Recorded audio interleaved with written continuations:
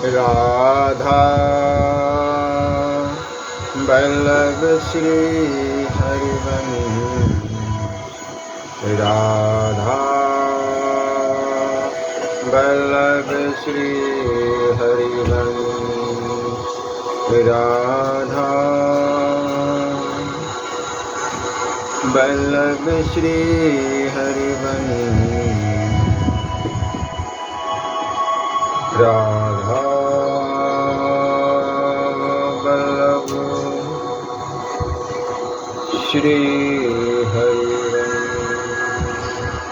नारायणं नमस्कृत्यं नरं चैव नरोत्तमं देवी सरस्वती व्यासं ततो जयमुदीरये। राधा मेरी माती है, पिता मेरे घनश्याम। इन दोनों की चरणों में मेरा कोटि कोटि प्रणाम।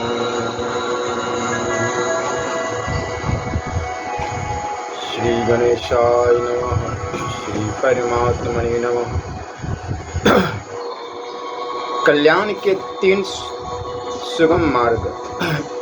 श्री भगवान कहते हैं, अपना कल्याण चाहने वाले मनुष्य के लिए मैंने 3 योग बताए हैं, ज्ञान योग, कर्म योग और भक्ति योग। इन तीनों के सिवाय दूसरा कोई कल्याण मार्ग नहीं है। प्रत्येक मनुष्य वास्तव में साधक है, कारण कि 84 लाख योनियों में भटकते हुए जीव को यह मनुष्य शरीर केवल अपना कल्याण करने के लिए ही मिला है। किसी आकृति विशेष का नाम मनुष्य नहीं है, परंतु मनुष्य वह है जिसमें सत और असत तथा कर्तव्य और अकर्तव्य का विवेक हो। यह विवेक अनादि और भगवत प्रद है। इस विवेक को महत्व देकर मनुष्य ज्ञान योगी, कर्म योगी अथवा भक्ति योगी बन सकता है और सुगमता पूर्वक अपना कल्याण कर सकता है। मिले हुए और बिछुड़ने वाले शरीर का नाम मनुष्य नहीं है। शरीर तो केवल कर्म सामग्री है, जिसका उपयोग केवल दूसरों की सेवा करने में ही है। परंतु जब मनुष्य मिले हुए और बिछुड़ने वाले शरीर, वस्तु, योग्यता, सामर्थ्य आदि को अपना और अपने लिए मान लेता है, तब वह कोई सा भी योगी नहीं होता, परंतु भोगी होता है। और भोगी व्यक्ति स्वयं भी दुख पाता है और दूसरों को भी दुख देता है, क्योंकि दुखी व्यक्ति ही दूसरों को दुख देता है। यह सिद्धांत है। मनुष्य शरीर अपना कल्याण करने के लिए ही मिला है, इसलिए किसी भी मनुष्य को अपने कल्याण से निराश नहीं होना चाहिए। मनुष्य मात्र की परमात्मा प्राप्ति का जन्म सिद्धि अधिकार है। साधक होने के नाते मनुष्य मात्र अपने साध्य को प्राप्त करने में स्वतंत्र एवं समर्थ है। सबसे पहले इस बात की आवश्यकता है कि मनुष्य अपने उद्देश्य को पहचान कर यह स्वीकार करे कि मैं संसारी नहीं हूँ, परंतु साधक हूँ। मैं स्त्री हूँ, मैं पुरुष हूँ, मैं ब्राह्मण हूँ, मैं क्षत्रिय हूँ, मैं वैश्य हूँ, मैं शूद्र हूँ, मैं अनत्यज हूँ, मैं ब्रह्मचारी हूँ, मैं गृहस्थ हूँ, मैं वानप्रस्थ हूँ, मैं सन्यासी हूँ। आदि मान्यताएं संसारिक व्यवहार मर्यादा के लिए तो ठीक है, पर परमात्मा प्राप्ति में यह बाधक है। ये मान्यताएं शरीर को लेकर है। परमात्मा प्राप्ति शरीर को नहीं होती, परंतु साधक को होती है। साधक अशरीरी होता है। जब मनुष्य अपने को साधक स्वीकार कर लेता है, तब उसके द्वारा साधन का त्याग स्वतः होने लगता है। मिले हुए और बिछुड़ने वाले शरीर, वस्तु, योग्यता, सामर्थ्य आदि को अपना और अपने लिए मानना ही असाधन है। इस असाधन को मिटाने के प्रत्येक साधक के लिए आवश्यक है। जगत, जीव और परमात्मा, इन तीनों के सिवाय अन्य कोई नहीं है। गीता में इन तीनों का विभिन्न नामों से वर्णन हुआ, जैसे परा, अपरा और भगवान, क्षर, अक्षर और पुरुषोत्तम। यदि इन तीनों में जगत और जीव ये दोनों विचार के विषय होने से लौकिक है, परंतु परमात्मा विचार का विषय न होने से अलौकिक है। इन तीनों में जीव को लेकर ज्ञान योग, जगत को लेकर कर्म योग और परमात्मा को लेकर भक्ति योग चलता है। इसलिए ज्ञान योग तथा कर्म योग ये दोनों लौकिक साधन है और भक्ति योग अलौकिक साधन है। लौकिक साधन से मुक्ति होती है।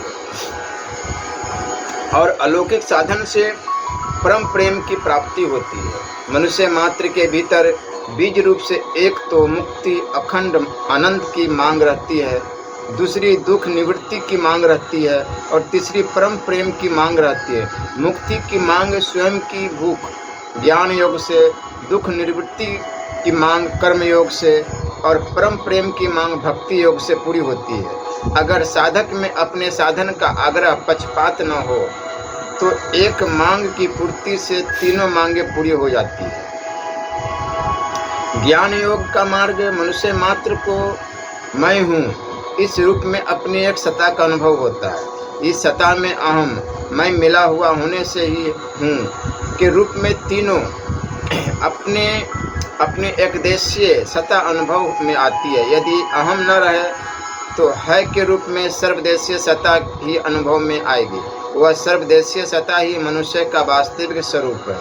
उस सत्ता में अहम जड़ता नहीं है। जब मनुष्य अहम को स्वीकार करता है तब वह बंध जाता है, और जब सत्ता है को स्वीकार करता है तब वह मुक्त हो जाता है। संसार का स्वरूप है क्रिया और पदार्थ। क्रिया और पदार्थ दोनों ही आदि अंत वाले अनित्य है। प्रत्येक क्रिया का आरंभ और अंत होता है। प्रत्येक पदार्थ की उत्पत्ति और विनाश होता है। मात्र जड़ वस्तु मिली है और प्रतिक्षण बिछुड़ रही है।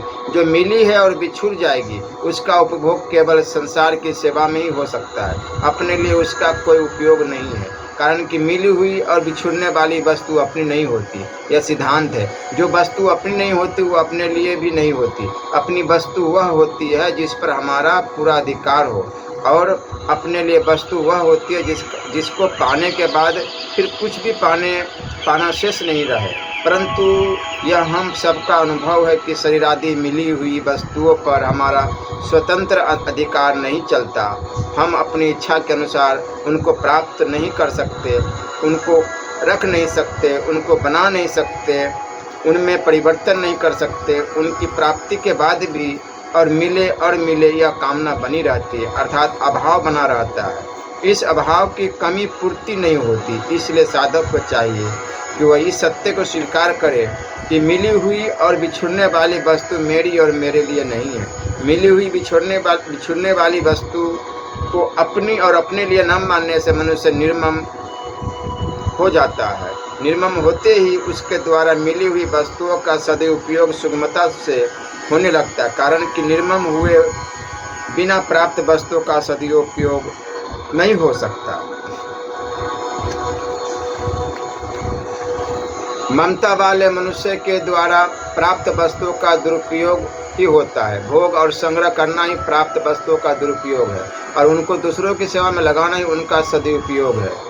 प्राप्त वस्तुओं के दुरुपयोग से समाज में संघर्ष पैदा होता है, और सदुपयोग से समाज में शांति स्थापना होती है। मिली हुई और बिछुड़ने वाली वस्तुओं को अपना और अपने लिए मानना मनुष्य की भूल है। जब स्वयं चेतन तथा अविनाशी है तो फिर जड़ तथा नाशवान वस्तु अपनी और अपने लिए कैसे हुई?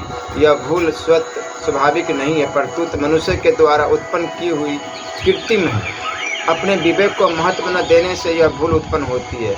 इस एक भूल से फिर अनेक तरह की भूलें उत्पन्न होती है। इसलिए इस भूल को मिटाना अत्यंत आवश्यक है, और इसको मिटाने की जिम्मेवारी मनुष्य पर ही है। इसको मिटाने के लिए भगवान ने मनुष्य को विवेक दिया है। जब मनुष्य अपने विवेक को महत्व देकर इस भूल को मिटा देता है तब वह निर्मम हो जाता है। निर्मम होना प्रत्येक साधक के लिए बहुत आवश्यक है, क्योंकि ममता को मिटाए बिना साधक की उन्नति नहीं हो सकती।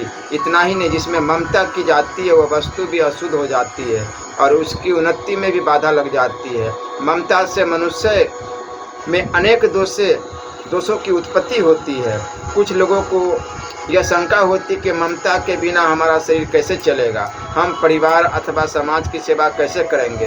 परंतु वास्तव में ममता के कारण शरीर, समाज, परिवार आदि की सेवा में बाधा भी लगती है। निर्मम मनुष्य का शरीर निर्वाह बहुत बढ़िया रीति से होता है। निर्मम मनुष्य के द्वारा ही परिवार, समाज आदि की वास्तविक सेवा होती है। जिसकी अपने शरीर में ममता है वह परिवार की सेवा नहीं कर सकता। जिसकी अपने परिवार में ममता है वह समाज की सेवा नहीं कर सकता। जिसकी अपने समाज में ममता है वह देश की सेवा नहीं कर सकता। जिसकी अपने देश में ममता है वह दुनिया की सेवा नहीं कर सकता। तात्पर्य है कि ममता के कारण मनुष्य का भाव संकुचित एक देशीय हो जाता है, वह सेवा से विमुख होकर स्वार्थ में बंध जाता है और इसलिए साधक मात्र के लिए ममता का त्याग करना अत्यंत आवश्यक है। जब साधक में ममता का त्याग करने की तीव्र अभिलाषा जागृत हो जाती है तब ममता का त्याग करना बड़ा ही सुगम हो जाता है। कारण कि जब साधक सच्चे हृदय से संसार से विमुख होकर परमात्मा की ओर चलना चाहता है तब संपूर्ण संसार तथा स्वयं परमात्मा भी उसकी सहायता करने के लिए तत्पर हो जाते हैं। इसलिए साधक को कभी भी अपने उद्देश्य की पूर्ति से निराश नहीं होना चाहिए।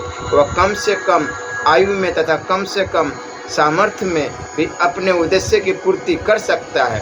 कारण कि अपने उद्देश्य की पूर्ति के लिए ही भगवान ने अपने अहेतु की कृपा से उसको मानुष्य यानी मानव शरीर दिया है। कबहू करी करुणा नर देही देत इसी विनु हेतु सनहि।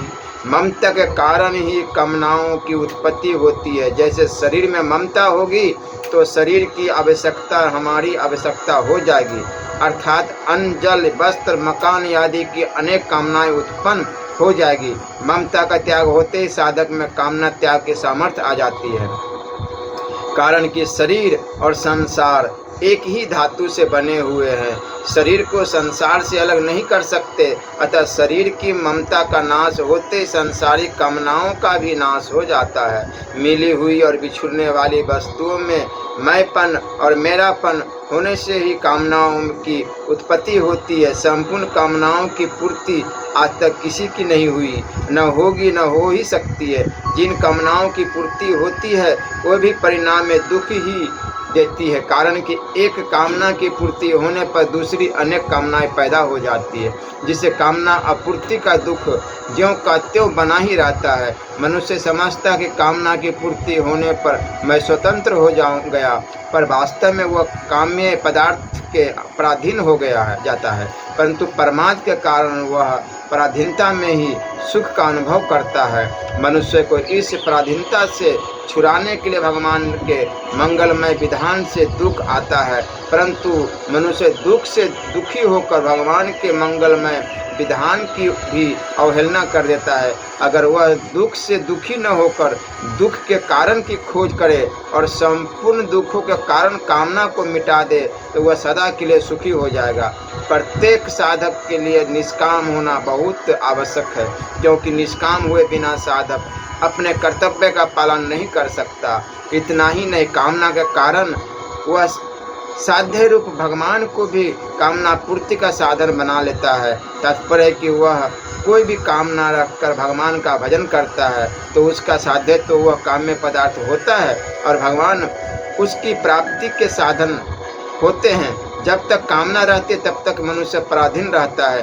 पराधीन मनुष्य न तो त्याग कर सकता है, न सेवा कर सकता है और न प्रेम ही कर सकता है। वह न तो ज्ञान योगी बन सकता है, न कर्म योगी बन सकता है और न भक्ति योगी बन सकता है। अतः पराधीनता को मिटाने के लिए निष्काम होना बहुत आवश्यक है। कामना की पूर्ति में तो सब मनुष्य पराधीन है, पर कामना का त्याग करने में सब के सब मनुष्य स्वाधीन और समर्थ है। प्रत्येक मनुष्य स्वाधीनता मुक्ति की प्राप्ति कर सकता है, परंतु जब तक मनुष्य के भीतर कामना रहती है तब तक वह स्वाधीन नहीं हो सकता। पराधीनता का सर्वथा नाश निष्काम होने पर ही संभव है। निष्काम होने पर साधक संसार पर विजय प्राप्त कर लेता है। कारण कि कामना वाले मनुष्य को कईयों के अधीन होना पड़ता है, पर जिसको कुछ नहीं चाहिए उसको किसी के भी अधीन न होना पड़ता। उसका मूल्य संसार से अधिक हो जाता है, वह तीनों योगों का अधिकारी बन जाता है। इतना ही नहीं, वह भगवत प्रेम का भी पात्र बन जाता है, क्योंकि कामना वाला मनुष्य किसी से प्रेम नहीं कर सकता। जब कर्ता निष्काम होता है तब उसके द्वारा स्वतः कर्तव्य कर्म का पालन होने लगता है। कर्ता निष्काम हुए बिना कर्तव्य कर्म का पालन नहीं होता और कर्तव्य कर्म का पालन हुए बिना प्राप्त परिस्थिति का सदुपयोग नहीं होता। सब सकाम मनुष्य प्राप्त परिस्थिति के अधीन हो जाता है तथा अप्राप्त परिस्थिति का चिंतन करता है, परंतु निष्काम होते ही मनुष्य प्राप्त परिस्थिति की पराधीनता तथा अप्राप्त परिस्थिति के चिंतन से छूटकर परिस्थिति से अतीत तत्व को प्राप्त कर लेता है। जप तप व्रत तीर्थ स्वाध्याय आदि क्रिया साध्य साधनों से कामना का नाश नहीं होता, कारण कि कोई भी क्रिया अभ्यास करने के लिए शरीर की सहायता लेनी पड़ती है और शरीर के संबंध से ही कामनाओं की उत्पत्ति होती है। अतः कामना का नाश किसी क्रिया से नहीं होता, परंतु सर्वथा क्रिया रहित होने से तथा विवेक को महत्व देने से होता है। क्रिया रहित होते ही शरीर से संबंध विच्छेद होकर स्वरूप में स्वत होती है। स्वरूप में निर्मता और निष्कामता स्वत सिद्ध है। अतः शरीर संसार के संबंध से होने वाले ममता कामना आदि दोषों का नाश करने के लिए क्रिया और पदार्थ से संबंध विच्छेद करना आवश्यक है। जब साधक निर्मम और निष्काम हो जाता है तब उसकी अहंता मिट जाती है। अहंता मिटने पर फिर उसके लिए कुछ भी करना शेष नहीं रहता। निर्ममो निरहंकारम शांति मदिगच्छति। जब तक साधक अपने लिए कुछ भी करता है तब तक उसका संबंध क्रिया और पदार्थ से बना रहता है। जब तक क्रिया और पदार्थ संबंध तब तक पराधीनता है। क्रिया और पदार्थ संसार की सेवा के लिए तो उपयोगी है, पर अपने लिए इनका त्याग ही उपयोगी है। सेवा और त्याग कृत्रिम नहीं है, परंतु स्वतः स्वाभाविक है। इसलिए मैं सेवा करता हूँ अथवा मैं त्याग करता हूँ, ऐसा अभिमान करना भूल है। जब संसार में मेरी कोई वस्तु है ही नहीं तो त्याग क्या हुआ, और जिसकी वस्तु थी वह उसको दे दी तो सेवा क्या हुआ। यह सिद्धांत है ही कि जो कभी भी अलग होगा वह अभी भी अलग है, और जो कभी भी मिलेगा वह अभी भी मिला हुआ है।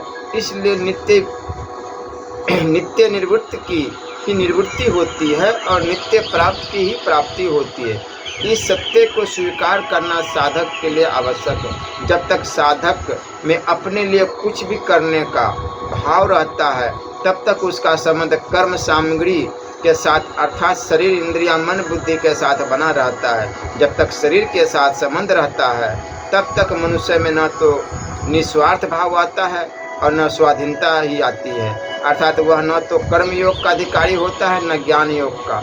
जो मनुष्य स्वार्थ भाव और पराधीनता से रहित नहीं हो सका वह भगवान का प्रेमी भी कैसे हो सकता है। इसलिए क्रिया के आशय का त्याग करके विश्राम कुछ न करने को अपनाना और पदार्थ के आशय का त्याग करके स्वार्थय अथवा भगवत आशय को अपनाना प्रत्येक साधक के लिए बहुत आवश्यक है। जिसने संसार में भेजा है उसने सारे व्यवस्था करके भेजा है।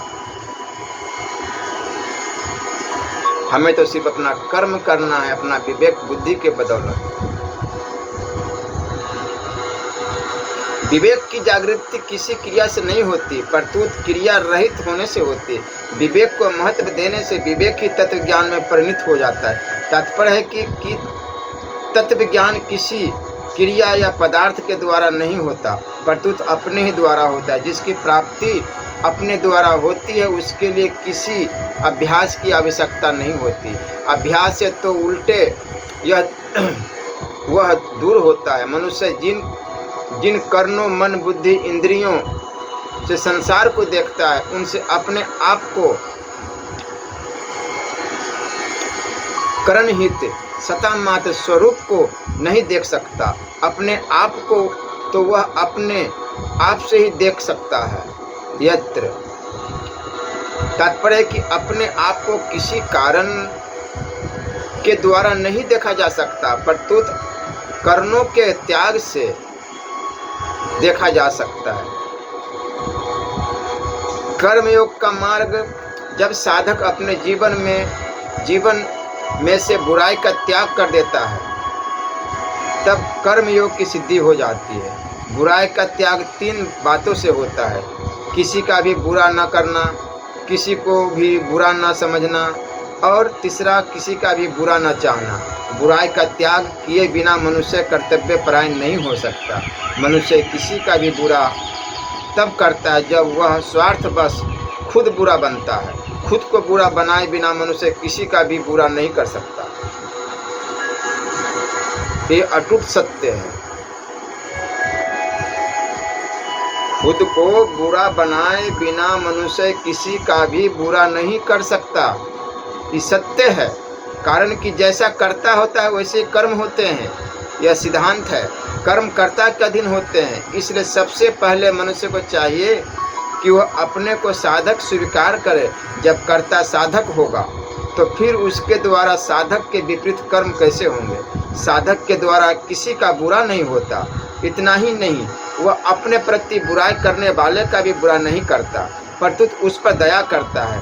बुराई के बदले बुराई करने से तो बुराई की वृद्धि होती ही होगी, बुराई की निवृत्ति कैसे होगी। बुराई के बदले बुराई न करने से तथा भलाई करने से बुराई की निवृत्ति हो सकती है। कोई भी मनुष्य सर्वथा बुरा नहीं होता और सभी के लिए बुरा नहीं होता। मनुष्य सर्वथा भला तो हो सकता है पर सर्वथा बुरा नहीं हो सकता, कारण कि बुराई कृत्रिम आगंतुक स्वाभाविक है। बुराई की स्वतंत्र सत्ता नहीं है, इसलिए बुराई को न तो दोहराने से बुराई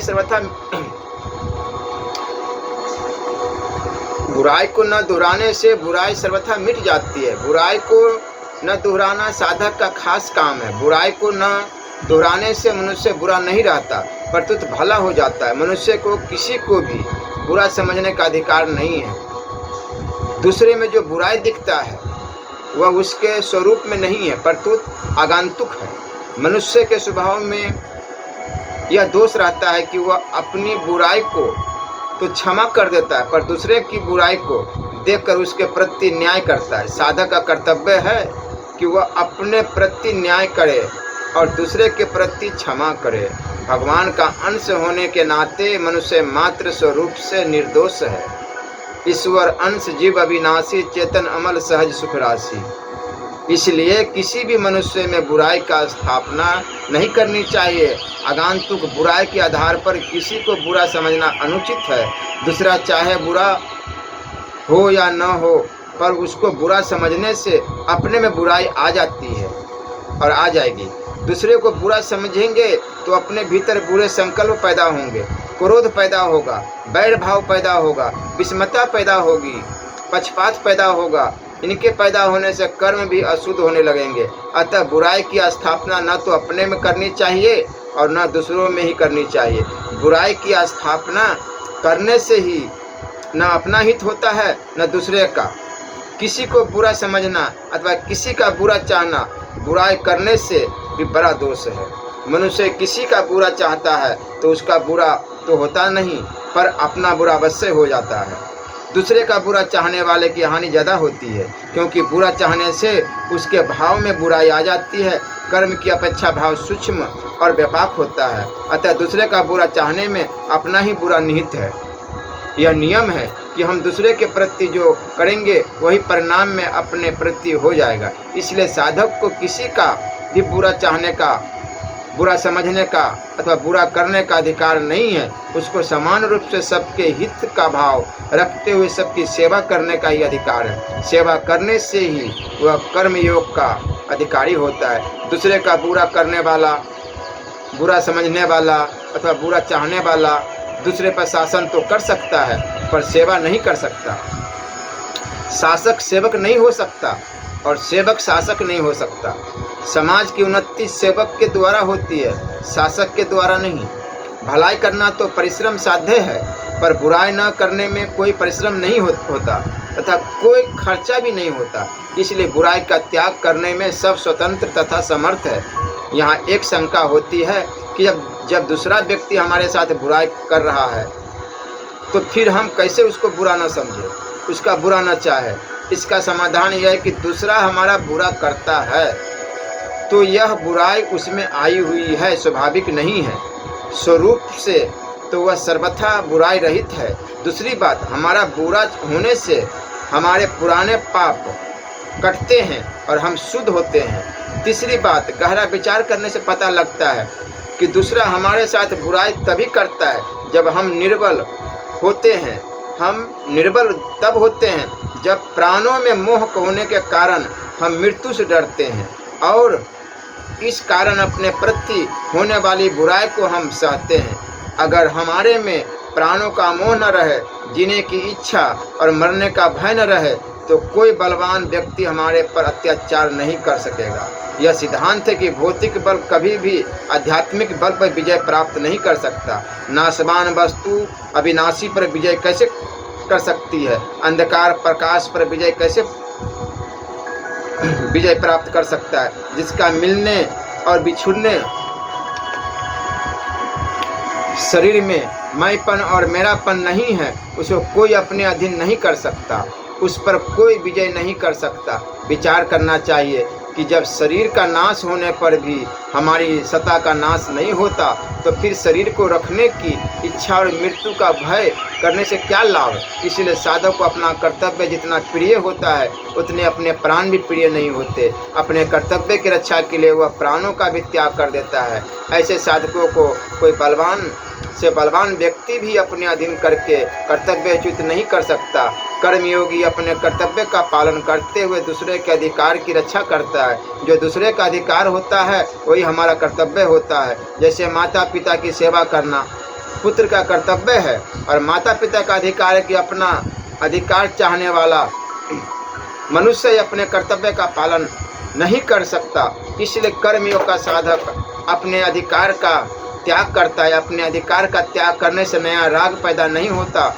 और दूसरे का अधिकार की रक्षा करने से पुराना राग मिट जाता है और साधक सुगमता पूर्वक राग रहित हो जाता है। मनुष्य अपने अधिकार का त्याग तथा दूसरे के अधिकार की रक्षा करने में स्वतंत्र है, पर अधिकार प्राप्त करने में स्वतंत्र नहीं। अधिकार पाने की लालसा मनुष्य को कर्तव्यच्युत करके उसको काम क्रोध लोभ आदि दोषों से युक्त कर देती है, जिससे उसका पतन हो जाता है। इसलिए कर्म योग का साधक दूसरे के अधिकार की रक्षा करता है। जब अपने कहलाने वाले शरीर ही हमारा अधिकार नहीं चलता, तो फिर शरीर जिसका अंश है उस संसार पर हमारा अधिकार कैसे चल सकता है? परंतु हमारे पर शरीर और संसार का अधिकार अवश्य है। शरीर का अधिकार यह है कि हम उसकी आलसी अकर्मण्य प्रमादी अनसंयमी न बनने दे, और संसार का अधिकार यह है कि हम शरीर के द्वारा